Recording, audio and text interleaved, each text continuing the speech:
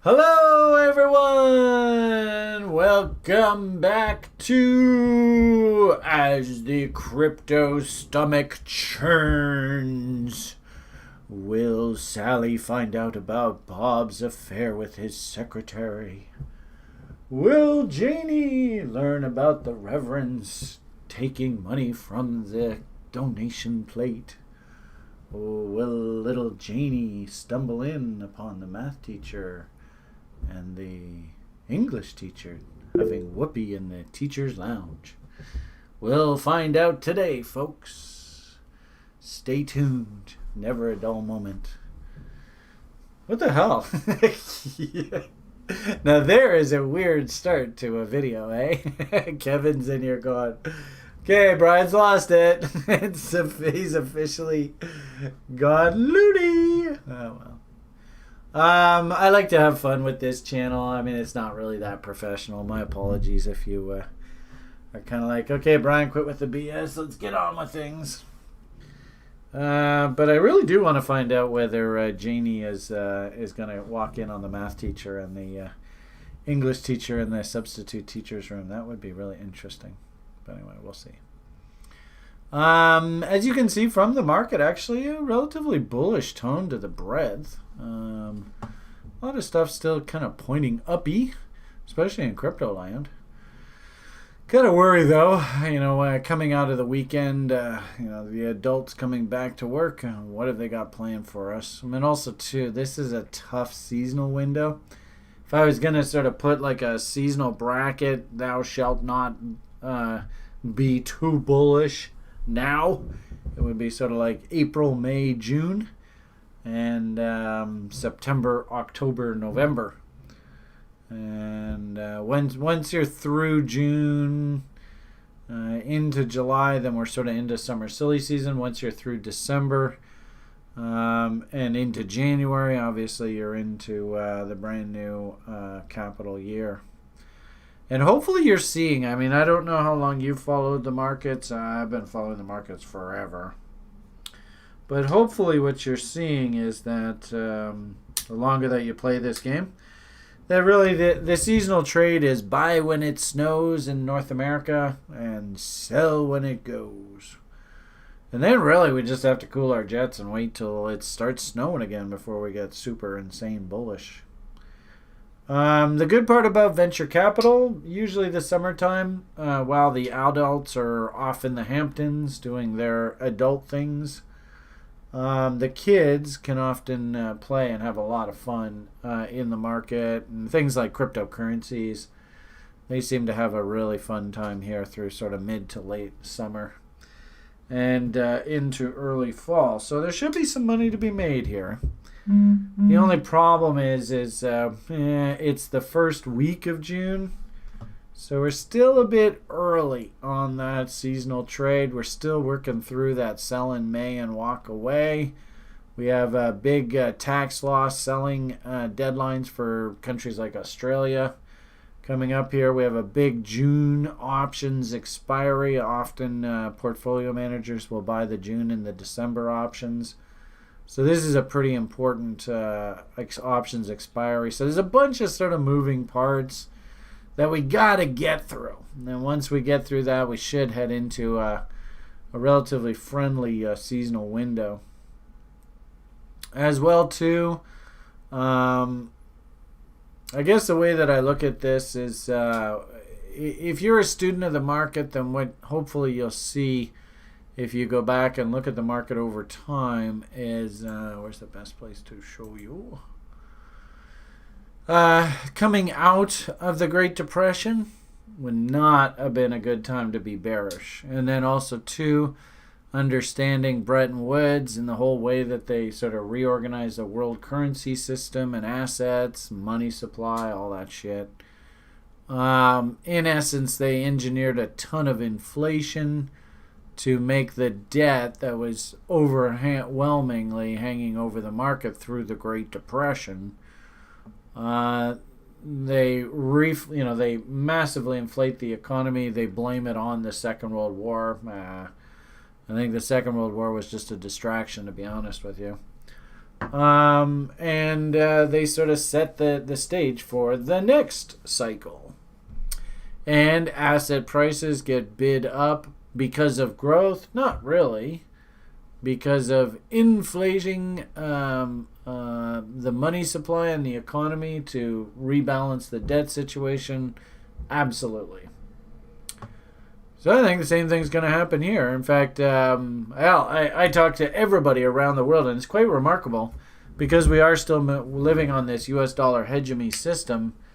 Anything that is a part of the U.S. hegemony system, which means, anything that's in the Eurozone, they're all part of that U.S. hegemony system. Canada, Australia, Great Britain. Interesting also, too, a bunch of sort of peripheral countries that sort of depend on the euro. Massive price inflation right now. Massive, just absolutely massive price inflation. Which is a real shame because it didn't have to be this way. You don't need to have, actually, ironically enough, you don't really need to have overt price inflation. You don't have to have overt price deflation. Is it a conspiracy by the banksters to take control of the economy and force politicians' hands? I think so. Will we as humans somehow, because all this is being recorded, maybe learn from this? Whereas 80 years ago, the public had no clue about any of this. 160 years ago, they were very, very uninformed. 40 years ago. Ironically enough, it's exactly the same cycle. It's like every 80 years. So actually, I guess it would be, 240 years. You can go back literally every single 80 years. They keep doing this. So hopefully, hope. Now that we have actual audio record, video record of clowns like me barking away, hopefully we can learn from this. And, hopefully we can actually somehow get a control of these banksters and take control of our society. The only problem with that, I think, is that the banksters are only half the problem. The banksters are the enablers. So think of the banksters as your drug addicts. Drug dealers. So you see, if you're walking down your neighborhood and maybe you live in kind of a deteriorating neighborhood and you see a guy standing on the street corner and you know that he's peddling pot, coke, crack, whatever. Who do you get angry at? Do you get angry at him? Or do you get angry at the person who keeps going back to him to buy more drugs? I'm not quite sure. I think the easy answer is to get angry at the peddler. But at some point down the road here, we have to somehow hold these democratically elected politicians to account. And nobody does that in our society. That's actually, I think, where the big problem is. So, interesting few decades ahead for us humans. Sad part about this, too, is if you're a big fan of the celestial events, this 2020 through 2030 is supposed to be a massive upheaval event window, so we're living through it. Oh, wonderful party. If anything, I'm almost envious of my wife because she was able to leave all this nonsense before the world that she grew up in and the world that she sort of thought was normal completely collapsed. And, that's the worst part about it for a guy like me is that, I'm 50 years old, man. I spent most of my life fucking being spoon-fed the fucking medicine from people like Alan Greenspan and all that, buy the political bullshit. We're mortgaging our grandchildren's future. Well, guess what? Here we are. Mortgage has been futured, or future has been mortgaged. One of the two. And I see these endless buildings going up in my city here. There's no justification for the development whatsoever, but this is a function of the Fugazi. where they just have to keep overinflating this economy. Because if they don't, and if somebody actually wakes up and says, well, we're not going to lend you any more money until somebody actually shows that they're actually going to buy something on the other side of this, I think the whole damn thing collapses.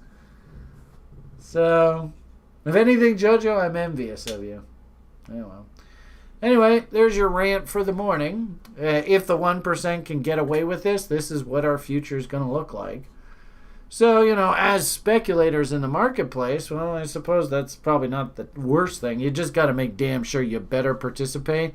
If you're left in cash or you're sitting there, you don't have any cash and you're just renting, man, this whole fucking market's just going to leave you right behind. Which is so sad because Klaus is trying to tell you, well, you don't have to own anything. Don't own anything. Just rent. And you'll be happy. Of course, Klaus is buying up all your assets and he's going to see his net worth appreciate dramatically because he owns it, not you. Fucker.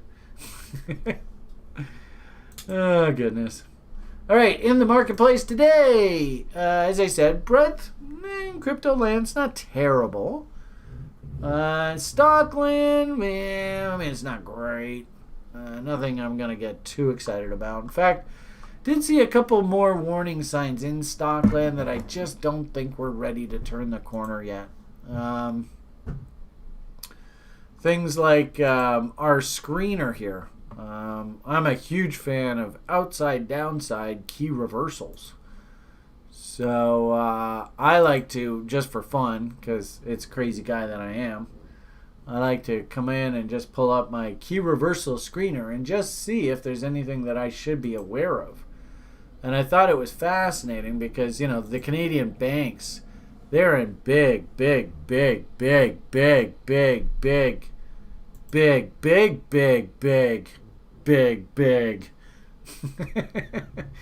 trouble if the Canadian real estate market breaks. And look what's happening here. 528 and 527.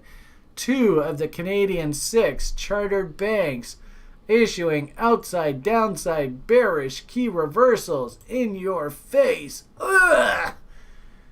That's not a good sign. When I see that, uh-oh. And look what the 200 period moving average is. Ay. This is got trouble written all over it. So in a weird sort of way, you can kind of start to see that, this Canadian real estate market, this is nuts. And maybe the market's already starting to warm up to the idea that maybe this has gotten a little out of control. So I am watching very closely things like Canadian bank put options right now. And I might start actually going and accumulating some. So, be forewarned. I've warned everybody. What usually kills these commodity markets, it did it in the 1980s, kind of did it in the 40s. But this will ultimately, it should bring an end to this silly kind of notion of money is free. Then we'll see. I did watch, this happens to be the yields, right, on the U.S. 10-year Treasury. The scuttlebutt, of course, over the past few years has been that the cost to borrow money will always go down. And it will go to zero, and it will go beyond zero. And somebody in the marketplace said, nah, you know what? No, that's not right. Money does cost something. And I actually think this is what actually brings an end to the, modern monetary theory, all that kind of nonsense, is when money actually does start to cost something. And what you're going to find here is that, number one, this is a cyclic asset. It moves in cycles. And, literally for 40 years, we've been going one direction. And gee whiz, we just had a Jupiter-Saturn cross. We just had the event happen. The baby boomers are officially leaving the economy. Well, I guess they've officially left the economy. The millennials are taking over. They are repricing the U.S. dollar hegemony system. Inflation is coming back. My hunch is this actually goes up now for 35 years. But it was only in this kind of environment, you see, where this thing just absolutely cratered here. that they start talking about free money and nobody's ever going to pay rent again and blah, blah, blah, blah, blah. It's nonsense. And you can even see, just even over the past like 6 months, boom, they've already taken almost half of this move back. So, I don't really see this skyrocketing. These rates are still pretty low. But the problem is that these governments have cranked on so much debt that down here, okay, that's serviceable. But now, because they put on so much debt that even if rates go back up to these levels, we have serious problems because the governments can't make the interest payments on all of this debt. So that's actually what I think brings an end to this insanity where we just have runaway development, runaway people just spending up all their money as quickly as they possibly can through this COVID environment, creating this sort of like mini hyperinflationary bubble. This all has to equate back to higher interest rates down the road, in my opinion. But we'll see how it goes.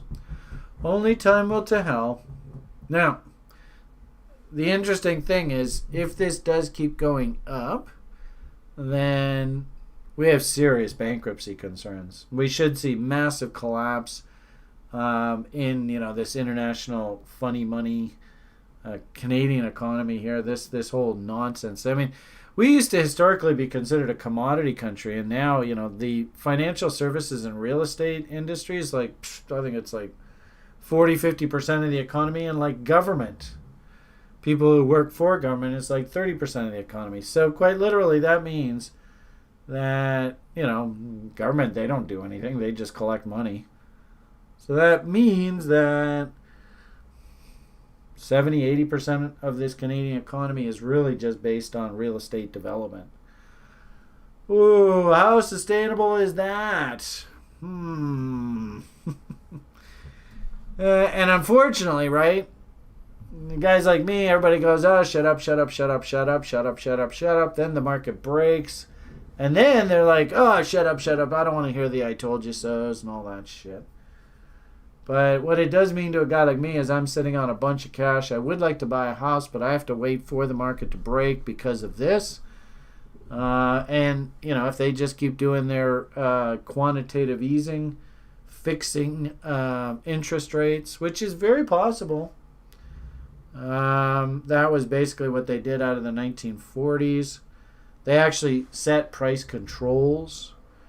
If that's the case, then we are going to go into massive hyperinflation. And if that's the case, then you get your $1 million Bitcoin. So take your pick. Either interest rates go up and economies break and currencies go back to actually being worth something, and we go back to sort of classic economic models, supply and demand, and there's just a massive liquidation, just ridiculous, over-the-top bankruptcies, which there really should be. Or we're in price fixing. Central bankers will fix interest rates so that we don't get into this interest rate spiral. And you're going to see hyperinflation, literally, probably prices of assets double, literally yearly. I guess it makes sense why Janet Yellen and Jerome Powell, their hair is all white.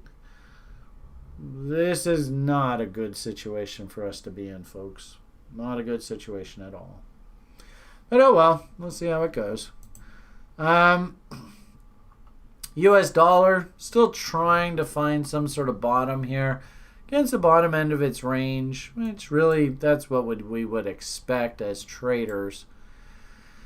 You never really know how these are going to play out. I think the prognostication of this is, and I'm just talking on my ass here, if the U.S. approves massive new debt, then it does mean that they've gone ahead with the kick the can down the road scenario. We head into hyperinflation. U.S. dollar index should break, and we should actually see stocks go zipping higher, which usually they do in hyperinflation just to offset that. So, if we go into hyperinflation, make damn sure to be long a whack of stock. Oil prices as energy proxy, that should skyrocket. Gold should move up, but interestingly enough, I don't know. You're probably going to find gold just kind of go sideways versus crashing. And, of course, if they issue a bunch more U.S. debt, my hunch is these bonds are going to head higher. What's scary, too, is that the U.S. Fed has now said that they're not going to be buying as many U.S. bonds. So this is going to be an interesting little test. Can they actually back away from all of their massive dilution? Because keep in mind, international tick data, who's actually buying U.S. Treasury bonds? All the baby boomers, they're done. So they're not buying U.S. bonds anymore. It used to be, foreigners were buying tons of bonds as, the Soviet Union collapsed. So where are you going to put your money? Might as well put it in U.S. Treasuries. And then, of course, the cozy relationship with the Chinese, right? They sell a ton of products into the U.S. market, but they get paid in U.S. Treasuries. But all of those kind of cozy relationships, they're all kind of unwinding. And then, of course, is the Saudi American oil hegemony have to do everything in U.S. dollars in the oil business? Is that unwinding? I don't know. But put it all together, it's just tough for me to be bullish of bonds. Very tough. And I'm not. So it's simple as that. Gold. Yeah, Kevin sort of talked about this recently, and I like the thinking. Kind of head and shoulders easy, which means that we should expect, shoulder somewhere around here. You can see this symmetrical pattern, right? Boom, boom, boom, boom, boom. That looks pretty symmetrical. So I can't really be a buyer of gold right here. I did find it interesting that the silver stocks are actually outperforming. So maybe gold's got to go sideways here a bit while it sort of cleans itself up. And then if gold really is a buy, we'll see. It'll test this shoulder in here. If we put in a nice W, away we go. That'd probably be a really, really good trade. So keep your eyes peeled there. But I don't think that comes in till the end of the summer. So we'll see how that goes.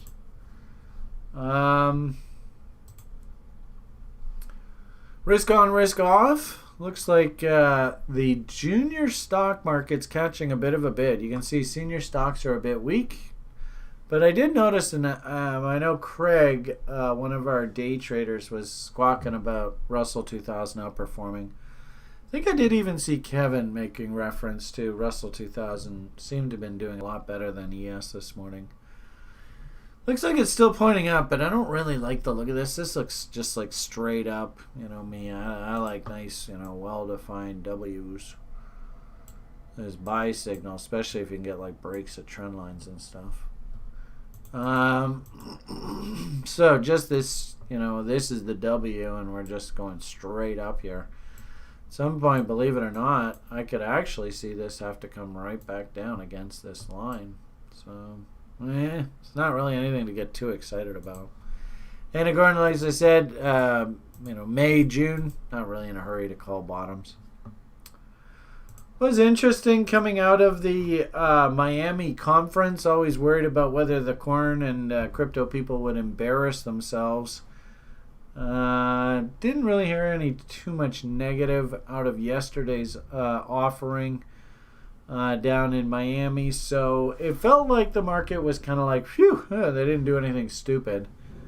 And then coming into sort of the regular adult session into the regular trading week, we just ran out of buyers. Just nobody was interested. We did have this W working, and then all of a sudden, bang, in comes a big fat M.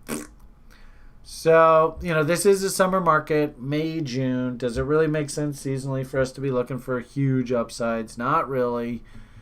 Is this broken down and heading to new lows? No, not really either. Just kind of sideways. It did try, like I said, it did try to bottom there, but unfortunately the bottom just isn't sticking here. Probably just cool your jets. With this M, you have no choice. We kind of have to cool our jets here. So, well, it is what it is. And of course, if you are a bear, then 1 high, 2 highs, 3 highs, 4 highs, 5 highs, 6 highs, 7 highs. Oh boy. Getting lots of highs. And of course, if we start M structuring on the other side of these trend lines, uh-oh, that's not good. So I gotta say, there is the bot short level. Looks like it's still working, folks. Ugh. And now, momentum-wise, that's a brick wall there. Ouch. So, I don't know. I mean, yeah, the breadth was pointing up earlier, but that does not look happy whatsoever. Little juniors. Some of there are a couple of cute little ones, like the Stratus. It looked like it was trying to turn back up here yesterday. Nice big pop, but no follow through, eh? So the W never did confirm here. Boo, hiss, boo. You can see this XTC. It did have a double bottom working, so that looks okay. But I don't know, just a lot of sideways, eh? Kind of Snoresville. Yeah, I just don't see anything to get too excited about here in Altland. Looks like Algorand's trying to work its way higher a bit here, so that's kind of cool. What I was kind of thinking earlier today was you're going to see some leadership out of these kind of names. And I was talking with the community today about metal.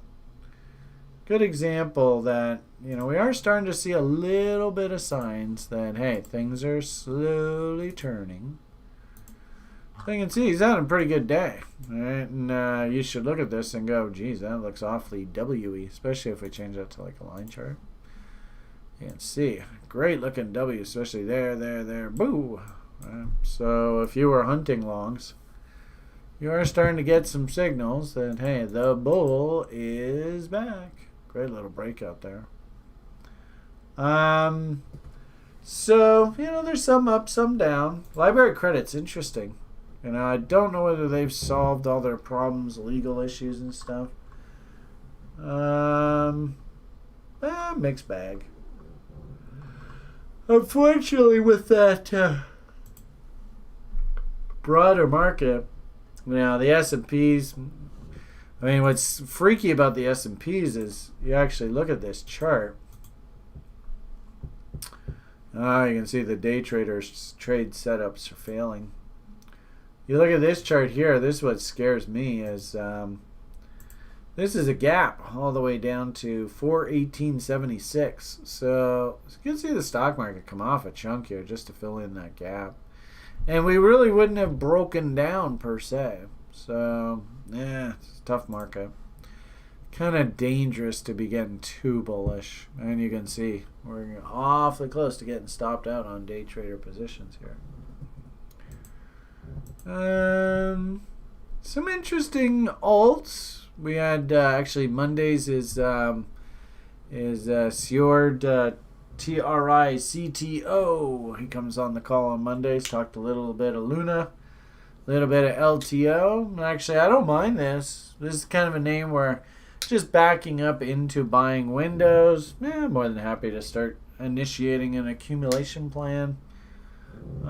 So, this is a good example, along with that metal, that there are very early warning signs, and these are the kind of the leaders.